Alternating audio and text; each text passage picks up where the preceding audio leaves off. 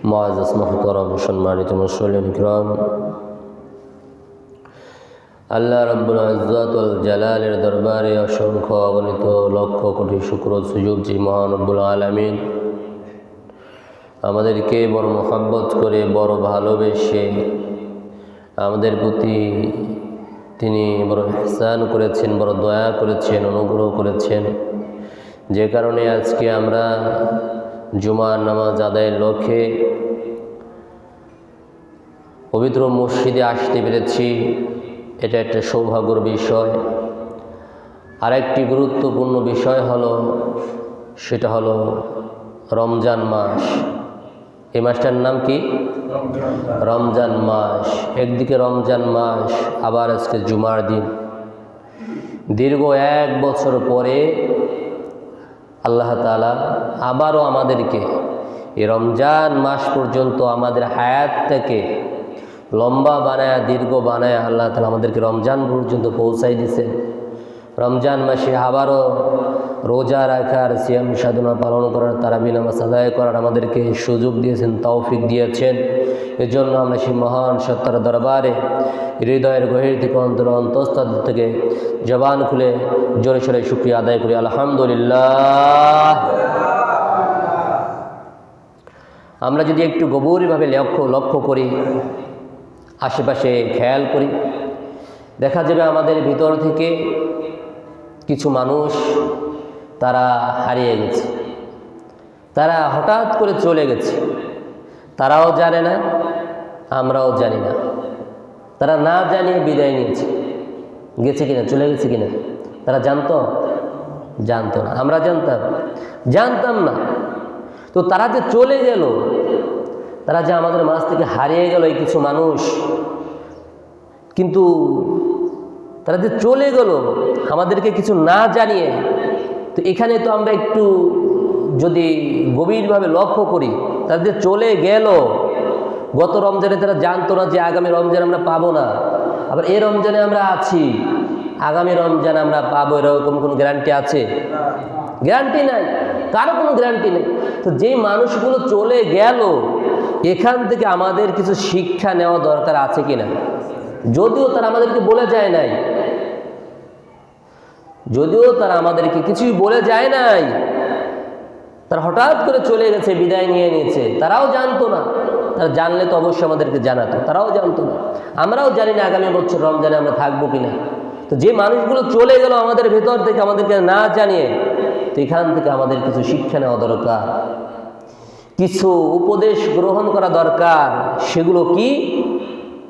যে মানুষগুলো চলে গেল, তারা আমাদেরকে যেমনি না জানিয়ে চলে গেল, তারা একথা আমাদেরকে না বলা ছাড়াই কেমন যেন আমাদেরকে বলে গেছে, ও দুনিয়ার মানুষ, তোমরা আমাদের দিকে তাকায় দেখো, আমরা যেমনিভাবে তোমাদেরকে না জানিয়ে না বলে হঠাৎ করে চলে গেলাম, রমজান আসার পূর্বেই হতে পারে তোমাদের ভিতর থেকেও কিছু মানুষ এই রমজানে যারা আছো, আগামী রমজানে এইভাবে তোমরা হঠাৎ করে তোমরা এই দুনিয়া থেকে আমাদের মতো বিদায় নেবে। একথা তারা না বললো, এ কথাটা এখান থেকে বের হয়ে আসে। তো এই কথাটা আমাদের কেন চিন্তা করতে হবে? এই জন্য চিন্তা করতে হবে যে হায়াতের কোনো গ্যারান্টি নাই, যে কোনো সময় চলে যেতে হতে পারে। এজন্য যেতে তো হবেই, যাওয়া যেহেতু লাগবেই, যাওয়ার আগে একটা প্রস্তুতি নিয়ে রাখা ভালো কিনা? যাওয়া যেহেতু লাগবেই, এজন্য একটা প্রস্তুতি অবশ্যই নিতে হবে। আগে প্রস্তুতি নেওয়া ভালো। প্রস্তুতি নিলাম না, হঠাৎ করে ডাক এসে গেল, প্রস্তুতি নেওয়ার সুযোগ থাকবে? সুযোগ দিবে? 1 ঘন্টা 1 মিনিটও সময় দিবে না। আজরাইল আসতে সাথে সাথে 1 সেকেন্ডও সময় দেওয়া হবে না। মৃত্যু নির্ধারিত। 1 সেকেন্ডও আগে হবে না, 1 সেকেন্ডও পরে হবে না। এখানে সারমর্ম হলো, যেই মানুষগুলো আমাদের থেকে বিদায় নিল, তাদের কাছ থেকে আমাদের শিক্ষা গ্রহণ করতে হবে। এই রমজানে আমরা আছি, আগামী রমজান হয়তো আমরা পেতেও পারি, নাও পেতে পারি। সুতরাং এই রমজান মাসটা যে আমরা হায়াত লাভ করলাম, এই হায়াতের সময়টুকু আমাদের কাজে লাগানো দরকার। সময়টাকে কাজে লাগানো দরকার। কিভাবে লাগাবো? রমজান মাস, রমজান মাসের রোজাগুলো সঠিকভাবে আদায় করতে হবে, রোজার হক আদায় করে রোজা আদায় করতে হবে। শুধুমাত্র আমরা না খেয়ে থাকলাম, না খেয়ে থাকলে কি শুধু রোজা হয়ে যাবে? শুধু সেহরি খেলাম আর ইফতার করলাম, এটার নাম তো রোজা না। এটা এক অর্থে রোজা, কিন্তু রোজা তো আপনার পুরা বডিতে রোজা থাকতে হবে। হযরত মারিয়াম আলাইহিস সালাম রোজা রেখেছেন, তিনি কি করেছেন? ফাকুলি ইন্নী নাযারতু লির-রহমানি সাওমান ফালা উকাল্লিমাল ইয়াওমা ইনসিয়্যা, ঘোষণা করেছেন যে আমি রোজা, আমি আজকে কোনো কথা বলবো না। তো রোজা রেখে প্রয়োজনীয় কথা বলা যাবে, কিন্তু অপ্রয়োজনীয় কথা বলা যাবে? এটা হলো জবানের রোজা। অথচ আমরা জবান থেকে সারাদিন অনার্গল কথা বলতে থাকি। সাধারণ অনার্থক কথা তো বলি, অনেক মিথ্যা কথা বলি, অনেকে গীবত বলি, দোষ চর্চা করি, আরো তো কত কথা বলতেই থাকি। তাহলে কি জবানের রোজা হবে? হাদিসের ভিতরে তো পরিষ্কারভাবে আসে আসিয়ামু জুন্নাহ, যে রোজা হলো ঢাল স্বরূপ। কিসের ঢাল স্বরূপ? এই জবান থেকে যত গুনাহ হয়, জবান থেকে যত ধরনের নেই মিথ্যা কথা বলা হয়, গীবত গাওয়া হয়, দোষ চর্চা করা হয়, সকল প্রকার গুনাহ থেকে বাধা দিবে এই রোজা। তো আমরা যদি জবানকে হেফাজত না করি, তাহলে তো জবানের রোজা হবে না। এরপরে চোখ দিয়ে যেন আমরা কোনো প্রকার হারাম জিনিসের প্রতি দৃষ্টি না করি, হারাম জিনিস না দেখি, এটা হলো চোখের রোজা। কানের রোজা, আমরা যেন কান দিয়ে কোনো অশ্লীল ভাষা, মিথ্যা কথা, গীবত, চুগলখড়ি এগুলো না শুনি, এটা হলো কানের রোজা। হাতের রোজা, আমরা যেন হাত দিয়ে কোনো অবৈধ জিনিস, হারাম জিনিস স্পর্শ না করি, এটা হলো হাতের রোজা। পায়ের রোজা হলো আমরা যেন পা দিয়ে কোনো খারাপ জায়গায় হেঁটে হেঁটে না যাই, এটা হলো পায়ের রোজা। কলমের রোজা, আমরা যেন কলম দ্বারা কোনো প্রকার অশ্লীল খারাপ বেহাপনা বা কারো কোনো ক্ষতি করার, কারো প্রতি কোনো খারাপ ধারণা না করি, এটা হলো কলমের রোজা। তো এই যে 6টা অঙ্গর কথা বললাম, জবান, আপনারা বলেন 1 নম্বর কি? জবান 1 নম্বর, জবানের রোজা 2 নম্বর, চোখের রোজা 2 নম্বর, চোখের রোজা 3 নম্বর, কানের রোজা 3 নম্বর কি? কানের রোজা 4 নম্বর, 4 নম্বর কি? হাতের রোজা। 4 নম্বর কিসের রোজা? হাতের রোজা। 5 নম্বর পায়ের রোজা, 5 নম্বর পায়ের রোজা। 6 নম্বর কলমের রোজা। 6 নম্বর কি? কলমের রোজা। 6টা অঙ্গের রোজা যদি সঠিকভাবে আদায় হয়, তাহলে বোঝা যাবে আমাদের রোজা হয়েছে। তাহলে যে সকালে সেহেরি খাওয়া থেকে নিয়ে সন্ধ্যা পর্যন্ত না খেয়ে থাকার যে রোজা, এই রোজাটা আদায় হবে। এখন এই একটু আমরা যদি একটু গভীরভাবে লক্ষ্য করি, এই 6টা অঙ্গকে কে কে আমরা একেবারেই পরিপূর্ণভাবে ইবাদতের ভিতরে গুনাহ ছাড়া এই রোজার ভিতরে লাগায় রাখতে পারছি? জিজ্ঞেস করলে হয়তো 2-1 পাওয়া যাবে কি, এটাও সন্দেহ। এই জন্য রোজা আদায় করতে হবে সঠিকভাবে। হাদিসের ভিতরে আসতে অনেক মানুষ না খেয়ে থাকে, রোজা রাখে, অথচ তাদের এই রোজায় তাদের কোনো লাভ হবে না। এই জন্য প্রত্যেকটা অঙ্গের রোজা সঠিকভাবে আদায় করতে হবে। এটা হলো একটা বিষয়।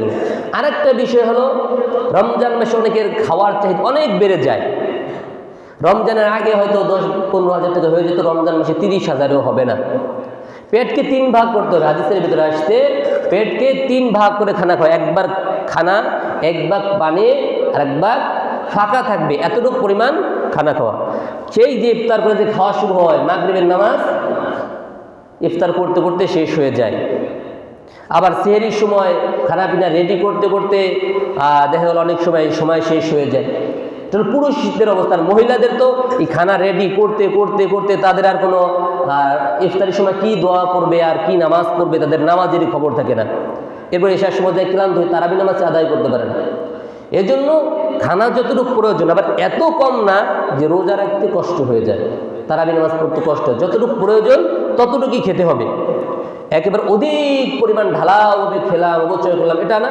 আবার একেবারেই কম খেয়ে শরীর যেন অসুস্থ হয়ে যায়, এরকমও না। যতটুকু প্রয়োজন ততটুকুই খেতে হবে। যাই হোক, তো এটা হলো রমজান মাস। আজকে রমজানের 2য় রোজা। আজকে রমজানের কয় রোজা? 2য় রোজা। এই রমজান মাসের মর্যাদা, দাম, এত ইজ্জত, সম্মান কেন? এটা হলো কোরআনের কারণে। কিসের কারণে? কোরআনের কারণে। আল্লাহ পাক রব্বুল আলামিন কোরআনুল কারীমের ভিতরে ঘোষণা করেছেন, শাহরু রমাদানাল্লাযী উনজিলা ফীহিল কুরআন হুদাল লিন্নাস। এটা হলো রমজান মাস। এই রমজান মাসে আল্লাহ পাক রব্বুল আলামিন কোরআনুল কারীমকে নাজিল করেছেন। জোরে সোরে বলি আল্লাহু আকবার। এই কোরআনের কারণে এই রমজান মাসের দাম বেড়ে গেছে। এই রমজান মাসের মর্যাদা, ইজ্জত, সম্মান কেন? এই কোরআনের কারণে। যেহেতু এই রমজান মাসে আল্লাহ পাক রব্বুল আলামিন কোরআনুল কারীমকে নাজিল করেছেন। রমজান মাসে একটু রাত আছে, যেই রাতের সম্মান এবং মর্যাদা হাজার মাস থেকে অধিক। কেন এই রাতের এত সম্মান, এত মর্যাদা? কারণ ওই রাত্রে আল্লাহ পাক রব্বুল আলামিন কোরআনুল কারীমকে নাজিল করেছেন।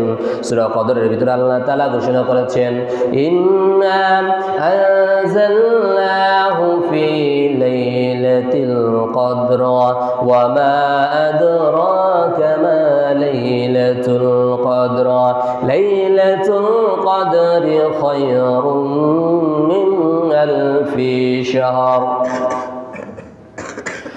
লাইলাতুল কদরে, যেই রাতকে আমরা শবে কদর বলে জানি চিনি, এই রাত্রে আল্লাহ পাক রব্বুল আলামিন কোরআনুল কারীমকে নাজিল করেছেন। আর এই রাত্রে কোরআনুল কারীম নাজিল হওয়ার কারণে, অবতীর্ণ হওয়ার কারণে এই রাতটির দাম, সম্মান, মর্যাদা হাজার মাস থেকেও অধিক হয়েছে। জোরে বলি সুবহানাল্লাহ। এটা কিসের কারণে? কোরআনের কারণে। এই কোরআন হযরতে জিবরিল আমিন, হযরতে জিবরিল আলাইহিস সালাতু ওয়াস সালাম আল্লাহ পাক রব্বুল আলামিনের কাছ থেকে এক আয়াত, দুই আয়াত, পাঁচ আয়াত, এক সূরা, দুই সূরা করে রাসূল সাল্লাল্লাহু আলাইহি ওয়াসাল্লামের কাছে নিয়ে আসতেন। কোটি কোটি ফেরেশতা। এই ফেরেশতাদের ভিতরে সম্মানিত চারজন ফেরেশতা, জিবরাইল, মিকাইল, ইসরাফিল, আজরাইল। এই চারজনের ভিতরে আবার সব থেকে শ্রেষ্ঠ এবং মর্যাদাবান ফেরেশতা হলেন জিবরাইল আলাইহিস সালাতু ওয়াস সালাম। জিবরাইল আলাইহিস সালাতু ওয়াস সালামের সম্মান এবং মর্যাদা কেন? তিনি আল্লাহ পাক রব্বুল আলামিনের কাছ থেকে এই কোরআনুল কারীমকে রাসূল সাল্লাল্লাহু আলাইহি ওয়াসাল্লামের কাছে পৌঁছিয়ে দিতেন। এর জন্য তার সম্মান এবং মর্যাদা। জোরে বলি সুবহানাল্লাহ। এই কোরআন মক্কা মদিনায় অবতীর্ণ হয়েছে। এই কোরআনের বরকতে গোটা পৃথিবীতে যত জায়গা আছে, আমরা তো আজকে মনে করি আমেরিকা সব থেকে দামি, ইউরোপ সব থেকে দামি। না না না, কোরআনের ভাষা অনুযায়ী কোরআনের ভিতরে যেই দুইটা শহরের নাম আল্লাহ পাক রব্বুল আলামিন ঘোষণা করেছেন, সেটা হলো মক্কা এবং মদিনা। সুতরাং এই গোটা পৃথিবীর ভিতরে যত শহর আছে, যত দেশ আছে, যত জাতি আছে, সকল দেশ এবং শহরের ভিতরে মক্কা এবং মদিনা সব থেকে সম্মানিত এবং মর্যাদাবান। এটা একমাত্র এই কোরআনের কারণে এই সম্মান। জোরে বলে সুবহানাল্লাহ। কিসের কারণে? কোরআনের কারণে। কোরআনের কারণে সম্মান এবং মর্যাদা। গোটা পৃথিবীর মানুষ মক্কা এবং মদিনায় গিয়ে হজ করে। কিসের কারণে? কোরআনের বরকতে। আল্লাহ তাআলা কোরআনুল কারীমকে মক্কা এবং মদিনায় নাজিল করেছেন, অবতীর্ণ করেছেন। আমরা যদি একটু গভীরভাবে লক্ষ্য করি, আমরা যে কোরআন তেলাওয়াত করি, আজকে সারা পৃথিবীতে যদি আমরা তাকাই, যে হাজার হাজার উলামা ইকরাম, আলেমে দ্বীন যারা আছেন, পৃথিবীর রাজা হোক, বাদশা হোক, সবাই তাদেরকে সম্মান করে। কিসের কারণে? কোরআনের কারণে। সে যত বড় রাজা হোক, বাদশা হোক, কোরআন পড়নেওয়ালাকে সম্মান করতে সে বাধ্য। কোরআনকে যারা সম্মান না করবে, তাদেরকে আল্লাহ তাআলা এই দুনিয়া থেকে ধ্বংস করে দিয়েছেন, শেষ করে দিয়েছেন। আমরা যদি একটু গভীরভাবে লক্ষ্য করি, কোরআনুল কারীমকে আমরা অত্যন্ত যত্ন করে সম্মানের সাথে উপরে তাকে উঠে রাখি, রেহালের উপরে রাখি। রেহালটা যে কোনো জায়গায় আমরা ফেলে রাখি না। কোরআনটা যেই জুজদানি দিয়ে বাঁধা থাকে, এই জুজদানিটাও যে কোনো জায়গায় আমরা ফেলে রাখি না। যদি কখনো হঠাৎ করে যদি পড়ে যায়, আমরা উঠে চুমু খাই কিনা? কিসের কারণে? কোরআনের কারণে। কোরআনের সম্মানের কারণে, মর্যাদার কারণে এই কোরআনের সাথে যদি আমরা সম্পর্ক রাখি, কোরআনকে যদি আমাদের ভিতরে ধারণ করি, তাহলে আমাদের সম্মান, আমাদের মর্যাদা, আমাদের ইজ্জত বৃদ্ধি করে দেবেন কে? আল্লাহ তাআলা বৃদ্ধি করে দেবেন। কোরআনের কত দাম, কোরআনের কত মর্যাদা গভীরভাবে লক্ষ্য করতে হবে মুসলমান। কোরআন হলো আল্লাহ তাআলার বাণী, আল্লাহ তাআলার কথা। কোরআনের সম্মান এবং মর্যাদা হওয়ার জন্য এই একটা বিষয় যথেষ্ট। কোরআন কার কথা? আল্লাহ তাআলার কথা, আল্লাহ তাআলার বাণী কোরআন। কোরআন হলো আল্লাহর ভাষা, কোরআন হলো জান্নাতের ভাষা। কোরআনের ভাষা আরবি, আল্লাহর ভাষা আরবি, জান্নাতের ভাষা আরবি, ফেরেশতাদের ভাষা হলো আরবি, মক্কা মদিনার ভাষা হবে আরবি, মক্কা মদিনার ভাষাও আরবি, কোরআনের ভাষা আরবি। অথচ আরবি ভাষার সাথে আমাদের কোনো সম্পর্ক আছে? কি বলেন? আছে সম্পর্ক? আজকে আমরা কোরআন পড়তে পারি না, আজকে মুসলমান কোরআন পড়তে পারি না, কোরআন সম্পর্কে জানি না। অথচ কোরআনের হক কি? কোরআন সই শুদ্ধ করে নিজে শেখা, কোরআন বোঝার চেষ্টা করা, কোরআন তেলাওয়াত করা, কোরআন অনুযায়ী নিজের জীবনকে বাস্তবায়ন করা, কোরআনে যে আদেশ করেছে সেগুলো করা এবং যেগুলো নিষেধ করেছে সেগুলো থেকে বিরত থাকা, নিজের যারা অধীনস্থ আছে তাদেরকে কোরআন শিক্ষা দেওয়া। অথচ আমরা কোরআন পড়তেই পারি না, এরপরে বাকিগুলো তো দূরের কথা। কোরআন পড়তে পারি না, তেলাওয়াতও করি না, কোরআন বুঝিও না, কোরআন জীবন পরিচালনা করবো কিভাবে? কি বলেন? যেটা আমি পড়তে পারি না, পড়তে পারলে, বুঝতে পারলে তাহলে হয়তো জীবন আমরা করতাম। কিন্তু আজকে আমরা কোরআন পড়তে পারি না, কোরআন বুঝি না। কোরআন হলো আল্লাহ তাআলার কালাম। কোরআনের হক হলো কোরআনকে সহিহ শুদ্ধ করে পড়তে হবে, কোরআনকে বুঝতে হবে, কোরআন অনুযায়ী নিজের জীবনকে বাস্তবায়ন করতে হবে, কোরআন তেলাওয়াত করতে হবে, নিজের যারা অধীনস্থ আছে তাদেরকে কোরআনুল কারীম শিক্ষা দিতে হবে। কোরআন হলো সর্বশ্রেষ্ঠ গ্রন্থ, সর্বশ্রেষ্ঠ কালাম। আল্লাহর নবী, বিশ্ব নবী জনাব মুহাম্মদ রাসূলুল্লাহ সাল্লাল্লাহু আলাইহি সাল্লাম ঘোষণা করেছেন, আলা খায়রুল কালামি কালামুল্লাহ। পৃথিবীতে যত কালাম আছে, যত গ্রন্থ আছে, যত কিতাব আছে, এর ভিতরে সর্বশ্রেষ্ঠ কথা, সর্বশ্রেষ্ঠ কালাম হলো কালামুল্লাহ, আল্লাহ তাআলার কালাম। জোরে বলি আল্লাহু আকবার। পৃথিবীর ভিতরে যত কথা আছে, যত কালাম আছে, যত গ্রন্থ আছে, এর ভিতরে সব থেকে গ্রহণযোগ্য, সর্বোত্তম এবং সর্বশ্রেষ্ঠ কালাম হলো আল্লাহ তাআলার কালাম। এই দুনিয়ার ভিতরে যত কিতাব আছে, যত বই আছে, এর ভিতরে সকল বই থেকে কোরআনুল কারীম হলো আল্লাহ তাআলার কাছে প্রিয়। আল কুরআন ওয়া হাব্বা ইলাল্লাহি মিনাস সামাওয়াতি ওয়াল আরদি মা ফীহিন্না। এই আসমানে এবং জমিনের ভিতরে যত জিনিসপত্র আছে, যা কিছু আছে, কোটি কোটি টাকা, বিলিয়ন মিলিয়ন যা কিছু আছে, এর ভিতরে সব থেকে পছন্দনীয় এবং সব থেকে গ্রহণযোগ্য হলো আল কুরআন, আল্লাহ তাআলার কাছে প্রিয় এবং পছন্দনীয়। জোরে বলে সুবহানাল্লাহ। কোরআন এমন একটি গ্রন্থ, আমরা যদি গভীরভাবে লক্ষ্য করি, এই দুনিয়াতে যে সকল বই পুস্তক লেখা হয়, অল্প 1 বছর, 2 বছর, 5 বছর পর সেগুলো শেষ হয়ে যায়, তার হুকুম রহিত হয়ে যায়। কিন্তু কোরআনুল কারীম এমন একটি গ্রন্থ, 1400 বছর পূর্বে যেভাবে নাজিল হয়েছে এখনো সেইভাবে আছে কিয়ামত পর্যন্ত, এমনকি কিয়ামতের পরেও জান্নাতে সেই একই অবস্থায় থাকবে। জোরে বলে সুবহানাল্লাহ। কোরআন কোনো পরিবর্তন হবে না। দুনিয়ার সব কিছু পরিবর্তন হয়ে যাচ্ছে। যা কিছু আমরা দেখি অল্প কিছুদিন পর পর, 100 বছর, 50 বছর পর পর সব কিছু পরিবর্তন হয়ে যাচ্ছে। মানুষ পরিবর্তন হয়ে যাচ্ছে, জায়গায় পরিবর্তন হয়ে যাচ্ছে, বাড়ি ঘর সব কিছু পরিবর্তনশীল। কিন্তু কোরআন পরিবর্তন হবে না। কোরআন যেভাবে আছে সেভাবেই থাকবে। গভীরভাবে আমরা লক্ষ্য করি। এর জন্যই আমরা অনেক সময় পৃথিবীর দিক দিগন্তে দেখতে পাই অনেক হাফিজে কোরআন, অনেক আলেম, তাদেরকে কবর দিলেও 50, 1 বছর, 500 বছর পরও দেখলে খুঁড়ে পাওয়া যায় সেই মানুষটাকে যেভাবে দাফন দেওয়া হয়েছে ঠিক সেইভাবে আছে। দেখছেন কেউ? শুনছেন? কিসের কারণে? কোরআনের বরকতের কারণে। কারণ আল্লাহ তাআলা ঘোষণা করেছেন, ইন্না নাহনু নাযালনা যিকরা ওয়া ইন্না লাহু লাহাফিজুন।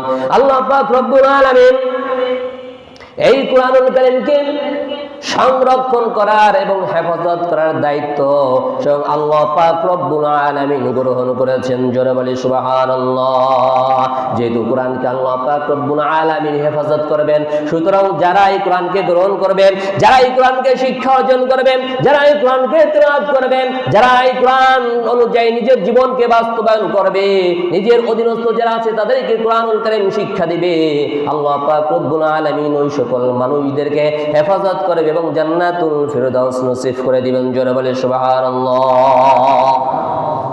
কোরআনকে যদি আল্লাহ তাআলা হেফাজত করবে, সুতরাং কোরআনকে যারা হেফাজত করবে তাদেরকেও আল্লাহ তাআলা হেফাজত করবে। করবে না? করবে। এই জন্য কোরআনকে ধারণ করতে হবে, কোরআনকে মুখস্থ করতে হবে।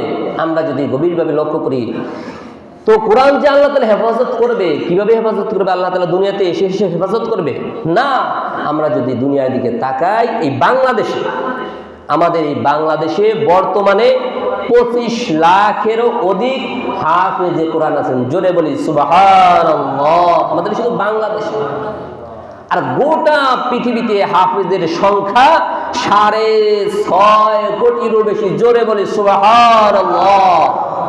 এত হাফেজের কোরআন, যারা বিসমিল্লাহ থেকে শুরু করবে সূরা নাস পর্যন্ত, মিনাল জিন্নাতি ওয়ান নাস পর্যন্ত এক টানে এক বসায় অথবা দাঁড়িয়ে যেভাবে বলেন সেইভাবে তিলাওয়াত করতে পারবে। একটা ধোক্কাও খাবে না, একটা বাধাও তারা খাবে না, একটা ভুল তো আরো দূরের কথা, বাদবেও না। এরকম কোরআনে হাফেজ লাখ লাখ কোটি কোটি আছে। আল্লাহ তাআলা হেফাজত করবে এইভাবে। আর এর অপর দিকে যদি আমরা তাকাই, দুনিয়ার ছোট্ট থেকে ছোট্ট একটা বইও কেউ শুরু থেকে শেষ পর্যন্ত সুন্দরভাবে ভুল ছাড়া শোনাইতে পারবে, মুখস্থ কেউ মুখস্থ করেই না। পরীক্ষার সময় সিলেবাস অনুযায়ী 2-4টা পড়া পড়িয়া পরীক্ষা দেয়, শেষ হয়ে যায়। কিন্তু কোরআনুল কারীমকে আল্লাহ তাআলা যেহেতু হেফাজতের দায়িত্ব নিয়েছেন, সুতরাং আল্লাহ তাআলা এই কোরআনকে মানুষের কলবে কলবে হেফাজত করবেন। জোরে বলি সুবহানাল্লাহ। কোরআনের মর্যাদা, কোরআনের সম্মান, যদি কোরআনকে আমরা গ্রহণ না করি, কোরআন যদি তেলাওয়াত না করি, আল্লাহর নবী বিশ্বনবী জনাব মুহাম্মদ রাসূলুল্লাহ সাল্লাল্লাহু আলাইহি ওয়াসাল্লাম হাদিসের ভিতরে ঘোষণা করেছেন, ইন্নাল্লাযী লাইসা ফি জাওফিহি শাইউন মিনাল কুরআনি কাল বাইতিল খারিবি। এই কোরআন যার ভিতরে থাকবে, তার ভিতরে একটা আলো থাকবে, নূর থাকবে, সেই নূর দ্বারা পথ চলতে পারবে। আর যার ভিতরে কোরআন থাকবে না, যে কোরআন শিক্ষা অর্জন করে নাই, কোরআন তেলাওয়াত করে না, কোরআন বোঝে না, কোরআন অনুযায়ী নিজের জীবনকে পরিচালনা করে না, তার দৃষ্টান্ত কেমন হবে? তার দৃষ্টান্ত এমন হবে কাল বাইতিল খারিবি, কেমন যেন একটা ঘর আছে, যেই ঘরের ভিতরে কোনো আলো নাই, কোনো বাতি নাই, কোনো লাইট নাই, কোনো মানুষজন থাকে না, যেই ঘরটাকে পরিষ্কার পরিচ্ছন্ন করে না, সেই ঘরটার যে অবস্থা হবে ওই মানুষটারও সেই অবস্থা হবে। একটা ঘর আছে, আলো নাই, বাতি নাই, লাইট নাই, মানুষ নাই, সেই ঘরটার কি অবস্থা? সেই ঘরটার কি অবস্থা বলেন দেখি? ঠিক ততরূপ যেই মানুষটার ভিতরে কোরআন নাই, কোরআনের শিক্ষা নাই, কোরআন তেলাওয়াত করে না, কোরআন বোঝে না, কোরআন অনুযায়ী নিজেকে পরিচালনা করে না, তার অবস্থা ওই ঘরের মতো হয়ে যাবে। হাদিসের মধ্যে আসছেন, আল্লাহর নবী বিশ্বনবী জনাব মুহাম্মদ রাসূলুল্লাহ সাল্লাল্লাহু আলাইহি ওয়াসাল্লাম ঘোষণা করেছেন, আল কুরআনু হুজ্জাতুন লাকা আলাইক। এই কোরআনুল কারীম কাল কিয়ামতের ময়দানে বান্দার জন্য, কোরআন পাঠকারীর জন্য সুপারিশ করবে অথবা অভিযোগ পেশ করবে। যদি সে কোরআন তেলাওয়াত করে, কোরআন অনুযায়ী নিজের জীবনকে পরিচালনা করে, তাহলে এই কোরআন তার পক্ষে সুপারিশ করবে আল্লাহ তাআলার দরবারে। আর যদি সে কোরআন না পড়ে, কোরআন তেলাওয়াত না করে, কোরআন না বোঝে, কোরআন অনুযায়ী জীবনকে পরিচালনা না করে, তাহলে এই কোরআন তার বিরুদ্ধে অভিযোগ পেশ করবে আল্লাহ তাআলার দরবারে। সবাই বলে নাউযুবিল্লাহ। এই কোরআন যদি আমরা পাঠ করি তাহলে কি লাভ হবে? এই আমরা যে অনেক অনেক ইবাদত করি, এই ইবাদতের ভিতরে সব থেকে শ্রেষ্ঠ নামাজের ভিতরে কোরআন তেলাওয়াত করি। কোরআন তেলাওয়াত ছাড়া নামাজ হবে? হবে না। আল্লাহর নবী, বিশ্ব নবী জনাব মুহাম্মদুর রাসূলুল্লাহ সাল্লাল্লাহু আলাইহি সাল্লাম ঘোষণা করেছেন, আফদালুল ইবাদাতি তিলাওয়াতুল কুরআন। কোরআনুল কারীম তেলাওয়াত সর্বোত্তম ইবাদত। জোরে বলি সুবহানাল্লাহ। সর্বোত্তম ইবাদত হলো কোরআনুল কারীম তেলাওয়াত। সর্বশ্রেষ্ঠ ইবাদত, সর্বোত্তম ইবাদত, সবথেকে গুরুত্বপূর্ণ ইবাদত হলো কোরআন। দুনিয়ার দিকে তাকাইলে আমরা বুঝতে পারি সহজে, যদি কেউ শিক্ষা অর্জন না করে সে ভালো কোনো পজিশনে, ভালো কোনো জায়গায় গিয়ে কোনো ভালো কোনো চাকরিতে জয়েন করতে পারবে? পারবে না। দুনিয়ার দিকে যদি আমরা তাকাই তাহলে এটাই দেখা যায়, এটাই বোঝা যায় ঠিক ইসলামের ক্ষেত্রেও ইসলামের যে আমরা বিধিবিধানগুলো পালন করি, নামাজ করে, রোজা করে, হজ করে, যাকাত দেয়, যে বিধিবিধানগুলো আছে এগুলো কোরআনুল কারীমে আল্লাহ তাআলা ঘোষণা করেছে। এজন্য কোরআনুল কারীম অবশ্যই অবশ্যই আমাদের পড়তে হবে, অবশ্যই অবশ্যই শিখতে হবে। সর্বশ্রেষ্ঠ মানুষ কারা? সর্বোত্তম মানুষ কারা? সমাজের ভিতরে যাদের টাকা পয়সা বেশি, এরাই তো সব থেকে গণ্যমান্য ব্যক্তি সমাজের ভিতরে। কি বলেন? হ্যাঁ, সে সমাজে যা করুক না কেন সেই সব থেকে দামি, সব থেকে মর্যাদাবান। যদি 10 তলা বাড়ি থেকে, গাড়ি থেকে, বাড়ি থেকে টাকা পয়সা থাকে, সেই সব থেকে দাম এবং মর্যাদাবান। কি বলেন? তাই তো, এটা হলো সমাজের নিয়ম, কিন্তু ইসলামের নিয়ম এটা না। ইসলামের নিয়মে আল্লাহর নবী, বিশ্ব নবী জনাব মুহাম্মদুর রাসূলুল্লাহ সাল্লাল্লাহু আলাইহি সাল্লাম ঘোষণা করেছেন, খায়রুকুম মান তাআল্লামাল কুরআনা ওয়া আল্লামা। আল্লাহর নবী, বিশ্ব নবী জনাব মুহাম্মদুর রাসূলুল্লাহ সাল্লাল্লাহু আলাইহি সাল্লাম ঘোষণা করেছেন, যেই ব্যক্তি কোরআনুল কারীম শিক্ষা দেয় এবং যারা শিক্ষা করে, উভয় শ্রেণী হলো এই দুনিয়ার ভিতরে, এই পৃথিবীর ভিতরে সর্বোত্তম এবং সর্বশ্রেষ্ঠ মানুষ। জোরে বলি সুবহানাল্লাহ। যেখানে আল্লাহর নবী বলছেন সর্বোত্তম এবং সর্বশ্রেষ্ঠ মানুষ, এটা সঠিক না আমরা দুনিয়ায় যেটা মনে করি? যার ক্ষমতা আছে, যার প্রভাব আছে, যার টাকা পয়সা আছে, সেই সর্বশ্রেষ্ঠ। কোনটা সঠিক? যেটা আল্লাহর নবী বলে গেছেন, যে কোরআনুল কারীম শিক্ষা করে এবং শিক্ষা দেয়, তারা হলেন এই দুনিয়ার ভিতরে সর্বশ্রেষ্ঠ, সর্বোত্তম মানুষ। এই কোরআনুল কারীম যদি আমরা তেলাওয়াত করি, এক একটা হরফের বিনিময়ে আল্লাহ তাআলা কি পরিমাণ সওয়াব দান করবেন। কোরআন বুঝে পড়ি আর না বুঝে পড়ি, আর ঠেকে ঠেকে পড়ি, অনেকে কষ্ট করে পড়ি, পড়তে পারি না তারপরেও চেষ্টা করি। যারা চেষ্টা করি অনেক সময় পড়তে পারি না, একটু একটু বেঁধে বেঁধে বানান করে করে পড়ি।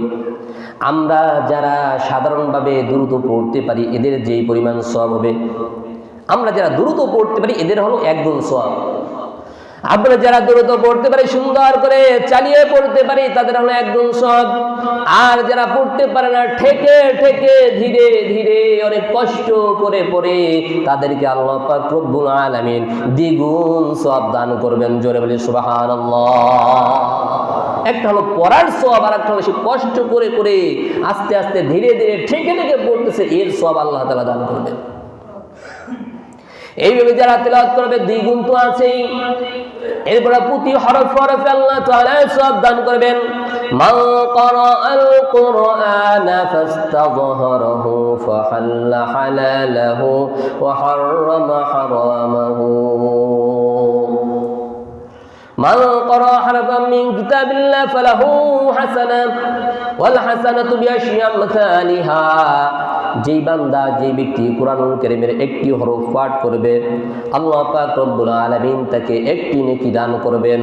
আর একটি নেকি কেমন হবে? একটি নেকির জায়গায় আল্লাহ পাক রব্বুল আলামিন 10টি নেকি দান করবেন। জোরে বলি সুবহানাল্লাহ। এটা হলো স্বাভাবিক নিয়ম। রমজানের বাইরে একটি হরফ পাঠ করলে 10টি নেকি আল্লাহ তাআলা দান করেন। আর যেহেতু রমজান মাস, এই রমজান মাসে আল্লাহ পাক রব্বুল আলামিন বান্দার নেক আমলের জায়গায় 10 থেকে নিয়ে 70 থেকে নিয়ে 700 গুণ পর্যন্ত নেকি দান করেন। জোরে বলে সুবহানাল্লাহ। আল্লাহর নবী, বিশ্ব নবী জনাব মুহাম্মদুর রাসূলুল্লাহ সাল্লাল্লাহু আলাইহি সাল্লাম ঘোষণা করেন, লা কুলু আলিফ লাম মিম। আল্লাহর নবী ঘোষণা করেছেন। এখানে আমি একথা বলি না যে আলিফ লাম মিম এই তিনটা হরফ মিলে একটি অক্ষর না। এখানে মূলত বাল আলিফুন হারফুন ওয়া লামুন হারফুন ওয়া মিমুন হারফুন। এখানে আলিফ লাম মিম এখানে তিনটি হরফ, আর এই তিনটি হরফ পাঠ করলে 30টি নেকি আল্লাহ পাক রব্বুল আলামিন দান করবেন। জোরে বলে সুবহানাল্লাহ। যারা কোরআনুল কারীম তেলাওয়াত করবেন কাল কিয়ামতের ময়দানে তাদেরকে বলা হবে ইকানু লিসাহিবিল কুরআন, কোরআন তেলাওয়াতকারীকে বলা হবে ইকরা ওয়ারাতাক ওয়ারাতিল কামা তুরাতিলু ফিদ দুনিয়া। তুমি কোরআনুল কারীম তেলাওয়াত করতে থাকো আর চড়তে থাকো, পড়তে থাকো, চড়তে থাকো, পড়তে থাকো, চড়তে থাকো। আখিরাতে তাদেরকে বলা হবে তুমি পড়তে থাকো আর চড়তে থাকো। ওই ব্যক্তি পড়তে থাকবে আর চড়তে থাকবে, সে তেলাওয়াত করতে করতে যেখানে গিয়ে তার তেলাওয়াত শেষ হবে সেখানেই তার মর্যাদা হবে। জোরে বলে সুবহানাল্লাহ। যেখানে তার পড়া শেষ হবে সেখানে তার মর্যাদা হবে। এই কোরআনুল কারীম কাল কিয়ামতের ময়দানে বান্দার জন্য সুপারিশ করবে ইকরাউল কুরআন ফাইন্নাহু ইয়াতি ইয়াউমাল কিয়ামাতি। যারা কোরআনুল কারীম তেলাওয়াত করবে কাল কিয়ামতের ময়দানে ওই সকল বান্দার জন্য এই কোরআনুল কারীম সুপারিশ করবে। ইয়াকুলুল কুরআন, কোরআন বলবে রব্বি আয় আল্লাহ তাআলা মানাতুন নাওম বিল্লাইল ফাশফিনি ফিহি। আয় আল্লাহ তাআলা আপনার এই বান্দাকে আমি ঘুম থেকে রাতের বেলায় ঘুম থেকে বিরত রেখেছি, সে রাতে জেগে জেগে জেগে জেগে কোরআনুল কারীম তেলাওয়াত করেছে, সুতরাং তাকে আপনি ক্ষমা করে দেন এবং জান্নাতুল ফিরদাউস নসিব করে দেন। আল্লাহ তাআলা ওই কোরআনুল কারীমের সুপারিশ কবুল করে ওই বান্দাকে জান্নাতুল ফিরদাউস নসিব করে দিবেন। জোরে বলে সুবহানাল্লাহ। যারা কোরআনুল কারীম তেলাওয়াত করবে ওই ব্যক্তি কাল কিয়ামতের ময়দানে সে নিজে তো জান্নাতে যাবেই, সাথে সাথে 10 জন ব্যক্তিকে, ওই ব্যক্তি 10 জন তার আপনজন 10 জনকে জান্নাতে নিয়ে যাবে। আল্লাহ নবী ঘোষণা করেছেন মা ক্বরাআল কুরআন ফাস্তাযহারাহু ফাহাল্লা হালালাহু ওয়া হাররামা হারামাহু আদখালাহুল্লাহু জান্নাহ ওয়া শাফাআহু ফি 'আশরাতিন মিন কুল্লি কদ ওয়াজাবাত লাহুন নার। যে ব্যক্তি কোরআনুল কারীম তেলাওয়াত করবেন, কোরআনের হালালকে হালাল বলে জানবে, হারামকে হারাম বলে জানবে, ওই ব্যক্তি কাল কিয়ামতের ময়দানে 10 জন ব্যক্তিকে যাদের উপরে জাহান্নাম ওয়াজিব হয়ে গেছে, অবধারিত হয়ে গেছে, তাদেরকে সুপারিশ করে জান্নাতে নিয়ে যাবে। জোরে বলে সুবহানাল্লাহ। এই কোরআন তেলাওয়াত করতে হবে, বুঝতে হবে, কোরআন অনুযায়ী নিজের জীবনকে পরিচালনা করতে হবে।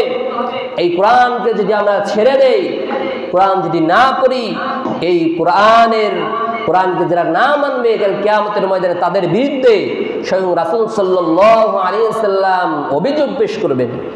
যেই নবীর সুপারিশ ছাড়া কেউ জান্নাতে যেতে পারবে না, সেই নবী তাদের বিরুদ্ধে আল্লাহ তাআলার কাছে মামলা পেশ করবেন। কোরআনুল কারীমের ভিতরে আল্লাহ তাআলা ঘোষণা করেছেন ওয়াকালার রাসূলু ইয়া রাব্বি ইন্না কওমি ইত্তাখাযু হাযাল কুরআনা মাহজুরা। যারা কোরআনুল কারীম পড়বে না, কোরআনুল কারীমকে তেলাওয়াত করবে না, কোরআনকে যারা ছেড়ে দিবে, কাল কিয়ামতের ময়দানে আল্লাহ তাআলার কাছে আল্লাহর নবী মামলা পেশ করবে। আয় আল্লাহ তাআলা, আপনার এই বান্দাগুলো, আমার এই উম্মতগুলো কোরআন ছেড়ে দিয়েছে, কোরআন পড়ে নাই, কোরআন শিক্ষা অর্জন করে নাই, সুতরাং তাদেরকে আপনি ধরেন পাকড়াও করে। সুতরাং কোরআন পড়তে হবে। রমজান মাস কোরআন নাজিলের মাস। আল্লাহ নবী সাল্লাল্লাহু আলাইহি সাল্লাম রমজান মাসে জিবরাইল আলাইহিস সালাম এবং রাসূল সাল্লাল্লাহু আলাইহি সাল্লাম প্রতি রমজানে কোরআনুল কারীম দাওর করতেন। জিবরাইল আলাইহিস সালাম রাসূল সাল্লাল্লাহু আলাইহি সাল্লামকে শোনাতেন, রাসূল সাল্লাল্লাহু আলাইহি সাল্লাম জিবরাইল আলাইহিস সালামকে শোনাতেন। প্রতি রমজানে 23 বছর থেকে নিয়ে প্রতি বছর, এমনকি রমজান রাসূল সাল্লাল্লাহু আলাইহি সাল্লাম যেই বছর মারা যাবেন ওই বছর রমজানে 2 বার করে শোনাইছেন। জিবরাইল আলাইহিস সালাম রাসূল সাল্লাল্লাহু আলাইহি সাল্লামকে 2 বার শুনাইছেন এবং রাসূল সাল্লাল্লাহু আলাইহি সাল্লাম জিবরাইল আলাইহিস সালামকে 2 বার শুনাইছেন। আজকে যদি আমরা দুনিয়ার দিকে একটু গভীরভাবে লক্ষ্য করি, দুনিয়াতে সন্ত্রাস দমন করার জন্য বাহিনী তৈরি করা হয়, মাদক গাঞ্জাখোর আরো যারা যত খোর পার্টি আছে চাঁদাবাজ বন্ধ করার জন্য যত বাহিনী তৈরি করা হয়, শুধু বাহিনী তৈরি করা হচ্ছে কিন্তু এগুলো বন্ধ হচ্ছে না। হচ্ছে কারণ কি? কারণ এদের ভিতরে কোরআনের শিক্ষা নাই, কোরআনের আলো নাই, আল্লাহ তাআলার ভয় এদের ভিতরে নাই। এই যে সারা দেশে যত বাহিনী, পুলিশ বাহিনী, র্যাব বাহিনী, বিডিআর বাহিনী, আনসার বাহিনী, সেনাবাহিনী, যত বাহিনী আছে এত বাহিনী তৈরি না করে যদি সারা দেশের ভিতরে কোরআনের শিক্ষা ব্যবস্থা চালু করে দেয়, প্রত্যেকটা ঘরে ঘরে প্রত্যেকটা জায়গায় জায়গায় কোরআনের শিক্ষা যদি চালু করে দেয়, তাহলে আর কোনো চাঁদাবাজ এগুলো বন্ধ করার, কোনো সন্ত্রাস বাহিনী বন্ধ করার, এগুলো বন্ধ করার আর কোনো বাহিনী তৈরি করতে হবে না, এগুলো এমনি এমনি বন্ধ হয়ে যাবে। আজকে কোরআন শিক্ষার কোনো গুরুত্ব নাই। আজকে যদি আমরা সমাজের ভিতরে গভীরভাবে লক্ষ্য করি, সমাজে 10 থেকে 20% মানুষ হয়তো কোরআন শরীফ একটু পড়তে পারে, মাদ্রাসায় পড়া ছাড়া কোরআন শরীফ সহি করে পড়তে পারে এবং লোক খুব কমই আছে। যারাও পারে এরা কয়জন সহি করে পড়তে পারে আল্লাহ তাআলাই ভালো জানে। তা আমি এর জন্য বলবো যে সমাজে আমরা যদি ব্যক্তি জীবনে, পারিবারিক জীবনে, সামাজিক জীবনে, রাষ্ট্রীয় জীবনে যদি আমরা শান্তি ফিরে পেতে চাই, শান্তি অর্জন করতে চাই, শান্তি যদি আমরা পেতে চাই, তাহলে কোরআনের সাথে সুসম্পর্ক অর্জন করতে হবে। রমজান মাস, এজন্য আমরা এই কোরআনকে আমরা শেখার চেষ্টা করি, কোরআনকে বোঝার চেষ্টা করি, কোরআন বেশি বেশি তিলাওয়াত করি এবং কোরআন অনুযায়ী ব্যক্তি জীবন, পারিবারিক জীবন, সামাজিক জীবন প্রত্যেকটা জায়গায় কোরআন অনুযায়ী আমরা চলার চেষ্টা করি। কোরআন অনুযায়ী যদি রাষ্ট্র পরিচালনা হতো তাহলে সমাজটা সুন্দর হয়ে যেত, রাষ্ট্র সুন্দর হয়ে যেত। আল্লাহ পাক রব্বুল আলামিন আমাদেরকে কথাগুলো বুঝে আমল করার তৌফিক দান করেন। আমিন। ওয়া আখিরু দাওয়ানা আলহামদুলিল্লাহি রাব্বিল আলামিন।